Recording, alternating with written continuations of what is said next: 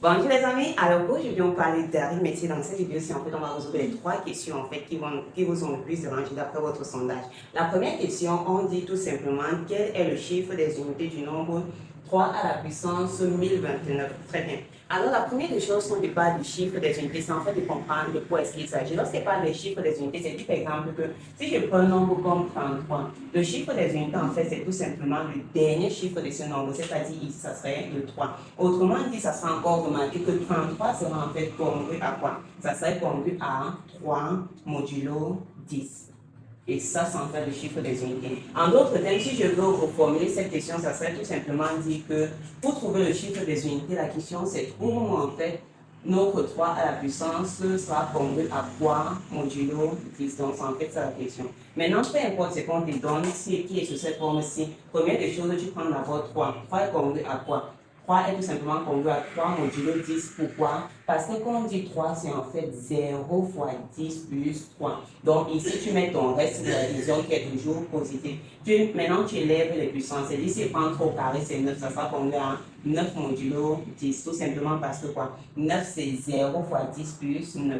Maintenant, si je fais 3, par exemple, à la puissance 3, c'est combien? C'est 27. Or, si tu prends 27, c'est quoi? C'est 2 fois 10 plus 7. Donc, ici, on voit que c'est congru à 7 modulo 10. Mais tu ne vas pas t'arrêter tant que x ne te donne pas 1. Donc, si je prends 3 à la puissance 4, ça c'est 81. 81, c'est quoi? C'est tout simplement 8 fois 10 plus 1.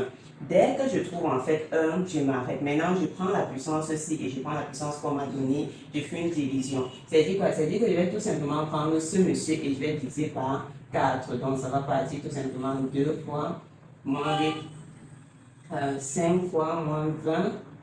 Et on fait descendre le dernier, ça va partir 8. Non, ça va partir 7 parce que 7 fois 4, 14, 28. Très bien, il reste 1. C'est-à-dire quoi? C'est-à-dire que je peux en fait remarquer que mon 1029, c'est encore quoi? C'est encore un 4 fois 2 à la 257 plus 1. Très bien. Quand tu es à ce niveau, qu'est-ce que tu fais? Tu fais tout simplement dire quoi? Comme j'ai déjà ceci, je vais faire donc que si je remarque ceci à la puissance 257, ça serait congru à quoi? Ça serait congru à 1 à la puissance 257 modulo 10. Or, 1 à n'importe quelle puissance, c'est 1. Maintenant, comme ici c'est le plus, ça veut dire que tu as ceci d'un côté et tu prends ce qui est à la puissance 1. Ok, c'est qui à la puissance 1, c'est-à-dire 3 à la puissance 1, c'est congru à 3 modulo 10. Maintenant, tu fais le produit des deux, c'est-à-dire ça fois ceci, j'ai donc 3 à la puissance 4 fois 2, 5, 7 fois 3 à la puissance 1 sera congru à quoi? Ça fois ça. 1 fois 3, c'est 3 à la puissance 10. Donc, je peux conclure quoi? Je peux conclure que 3. Ça fois ça, ça va faire ceci plus ceci qui est encore 3 à la puissance qu'on cherche, conclure à 10. Donc, ici, c'est tout simplement dit que le reste, le chiffre des unités, c'est tout simplement 3 pour ce nombre-ci. Alors maintenant, on va passer à la question 3a. En 3a, on a x et y qui sont deux entiers naturels non nuls, de telle sorte que x soit inférieur à y. On nous a dit que x fois y, c'est tout simplement 1734 et on nous a donné le PGCD de x et y qui est 17. Alors ici, on va déterminer x et y. Chaque fois en fait, que tu as un système qui fait intervenir PGCD, PPCM, pense toujours une propriété, en fait, de façon passée très simple. Première des choses, c'est de définir le PGCD. Ici, on nous a même donné. Donc, supposons par exemple que moi, je te dis soit D, le PGCD de x et y. Donc, tu peux rapidement écrire comme ça. Maintenant, je sais ici que c'est 17. Lorsque je fais ça, c'est dit quoi? C'est dit tout simplement qu'il va exister un A et B qui sont aussi des entiers naturels non nuls, tels que le PGCD de A et B. Ça, c'est la première information importante. Le PGCD de A et B, ça serait tout simplement 1. Et on aura quoi? On aura tout simplement x qui sera égal à d fois A et y qui sera égal à d fois B. Donc, voici les deux informations. Ceci va te permettre de facilement trouver quels sont les nombres premiers entre eux. Et ceci, en fait, va te permettre de résoudre ce que tu as système d'équation. Ça dit quoi? Ça dit par exemple que dès que j'ai défini ceci, dans la première information, on peut déjà remarquer que ton D ici c'est 17. On a déjà utilisé. Prenons maintenant cette équation-ci. Ça dit que si j'ai x, y qui est égal à 1, ceci, j'ai dit quoi? J'ai dit que x c'est d fois a. Je peux donc dire que d multiplié par a fois y, c'est-à-dire d multiplié par b, c'est 1, 7 fois 4. L'avantage, c'est que j'ai déjà dit qu'il y a le PGCD, c'est-à-dire que je peux donc dire 17 fois a fois 17 fois b est égal à 1, 7 fois 4. Bien. Et si on va rapidement simplifier ceci par 17 fois 17. Donc, alors ici, on aura tout simplement a fois b qui est égal à 6. Ok, lorsque tu as A fois B égale à 6, c'est quoi? On travaille dans grand N, donc pour facilement trouver tous les nombres qui vont te donner, dont le produit va te donner 6. Mais la méthode, façon générale, en fait, de faire, c'est de décomposer 6 en produit des facteurs premiers. C'est-à-dire quoi? C'est-à-dire que je divise celui-ci par 2, ensuite je divise par 3, il reste 1. C'est-à-dire que mon 6, c'est 2 fois 3. Mais ce n'est pas tout, ça peut être encore quoi? Ça peut être tout simplement 1 fois 6. Donc, qu'est-ce que j'ai fait? Lorsque j'arrive ici, que j'ai deux en fait, équations comme ça veut dire qu'il y a en fait 4 couples possibles. C'est-à-dire que je peux avoir tout simplement que mon A, c'est 2, mon B, c'est 3. Je peux avoir que mon A, c'est 3, mon B, c'est 2. Je peux avoir que mon A, c'est 1, mon B, c'est 6. Je peux avoir que mon A, c'est 6 et mon B, c'est 1. Tu as 4 couples parce que tu es dans grand N. Si tu étais dans Z, tu vas avoir moins 2, moins 3, moins 3, moins 2, moins 1, moins 6, moins 6, moins 1. Donc, en plus de ça, tu as encore 4 couples. Mais comme on est dans N, il n'y a pas de souci. Donc, c'est dit quoi? Première des choses, pour éliminer ceux qui ne passent pas, tu vas d'abord regarder qu'est-ce qu'on m'a dit. On m'a dit que X est plus petit que Y. Ce qui fait que si je multiplie les deux par le même élément, je peux aussi remarquer que comme X est plus petit que Y, j'aurai tout simplement A qui est plus petit que B. Donc, partout là où A dépasse B, ce n'est pas bon. Bien. Maintenant, selon l'information, je sais que A et B sont premiers entre eux. Est-ce que B et 3 sont premiers entre eux? Oui. Est-ce que ceci et ceci sont premiers entre eux? Très bien. Ça veut dire que j'ai trouvé en fait les couples A et B.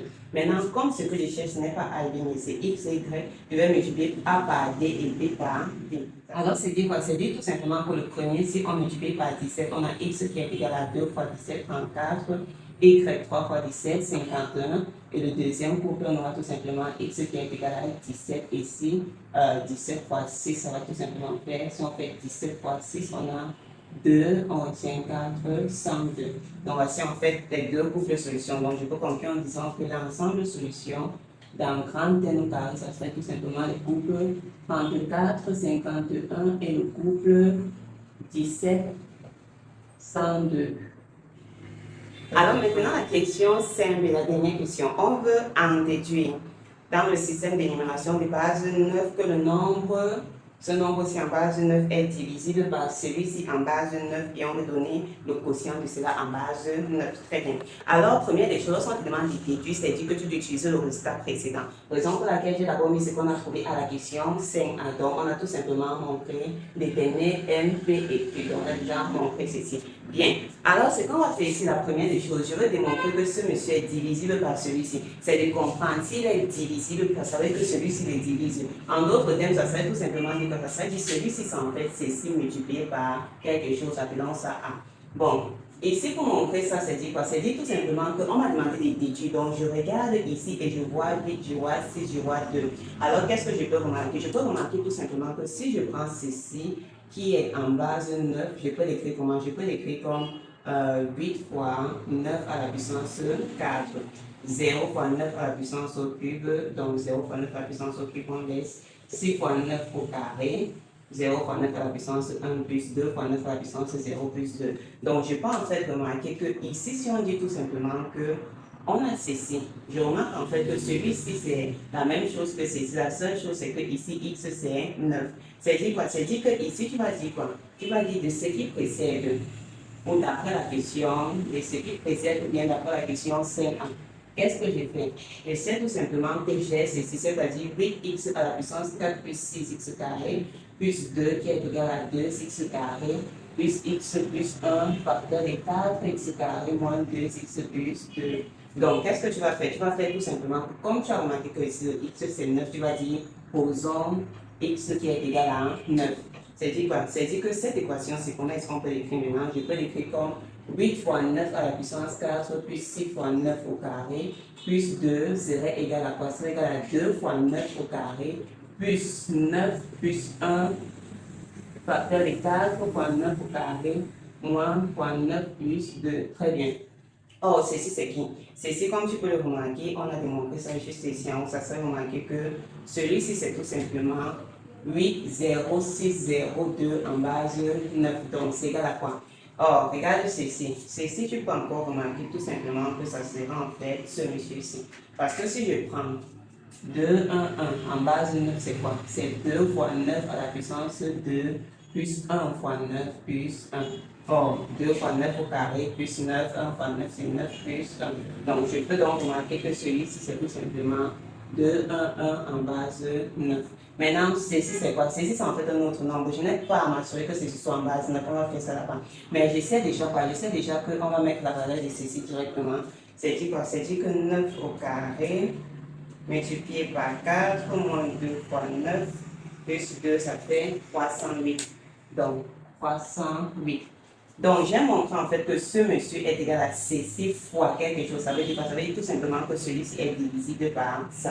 Donc, je peux dire que, donc, on va tout simplement dire que 200 en base 9 divise 8, 0, 6, 0, 2 en base 9.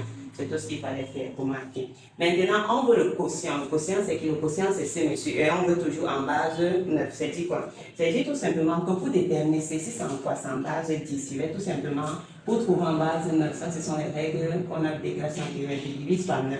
C'est dit quoi? Divisé par 9, si je prends ça, ça va partir 3 fois. Ça va me faire 3 fois, ça va me faire 27. Donc, divisé par 9, c'est 6 par 3 fois qui va faire 27. On reste avec 3 en descend. Ça va partir 4 fois qui va faire 36 et on reste avec 2.